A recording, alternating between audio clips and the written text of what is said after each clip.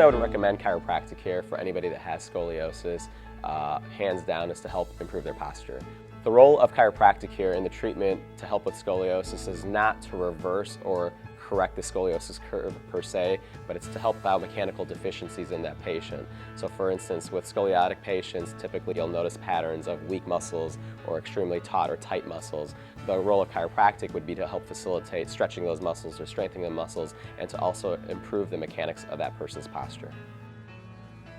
It's never too late to take care of your health, just like going to the gym or trying to get healthy, whether you're 50 years old or you're 25 years old. You can always improve certain qualities, certain aspects of your health, and even with scoliosis.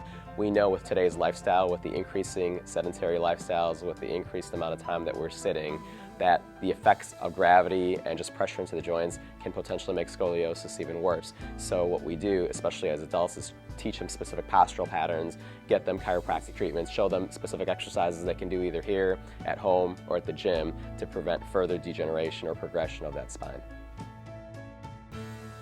The Peak Scoliosis Brace is a supportive brace. It's not a corrective brace, and there's a fundamental difference between the two. A supportive brace is a brace that you would use during functional movements. For instance, if you're washing dishes, if you're vacuuming. Corrective brace has the attempt to actually correct and change the curvature of the spine. Definitely with specific patients, we notice when they use the brace, they're able to go through different functional activities longer without increased pain than they would had they not used the brace at all. These braces especially are designed for movement, so functional movement when they're standing, when they're walking long distances, when they're bent forward over a counter for a long period of time, doing kitchen work or yard work or whatnot. One of the most common conditions that I see that are both directly and indirectly related to scoliosis, especially during the aging process, is osteoarthritis. Because of the unnecessary pressure on the joints, it can accelerate that whole degenerative process, which is basically arthritis. The other issues that we see from a more functional level is decreased respiratory capacity. Keeping your chest into this kyphotic position obviously impairs the ability for the spinal nerves and the lungs to do what they need to do. And so these are just different examples of how scoliosis can be more than just a biomechanical problem. The way we measure and evaluate our patients is specific to the individual, and looking at things like the range of motion, things at their functional level, things like x-rays, and taking a pre-x-ray and taking another post-x-ray to see potential improvements on those x-rays over the course of the time that they have under care.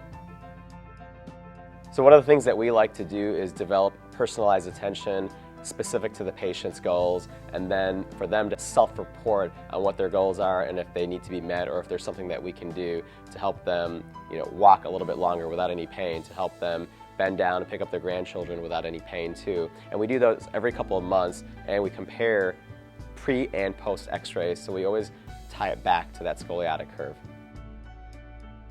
Chiropractic care cannot cure scoliosis. In fact, there's very few methods that cure scoliosis. Even surgery, most orthopedic surgeons show that the purpose of the surgery is not to correct the scoliotic curve, it's to thwart the curve from progressing any worse and potentially causing organ damage. One thing that we know for sure is if you improve somebody's posture, if you improve the mechanics of their spine, they're going to function better.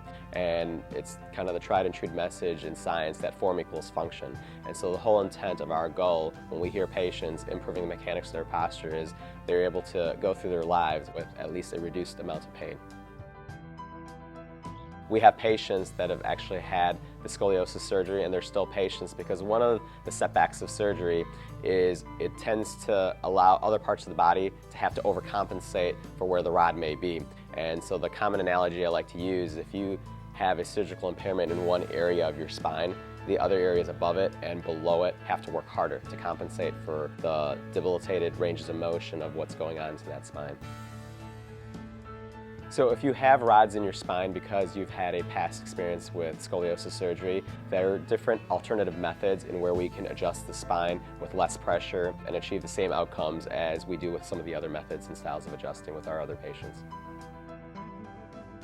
As a chiropractor and somebody that's well-versed with physical therapy, exercise, and rehabilitation, I can tell with all patients that have either adult scoliosis or juvenile and adolescent scoliosis that there is hope.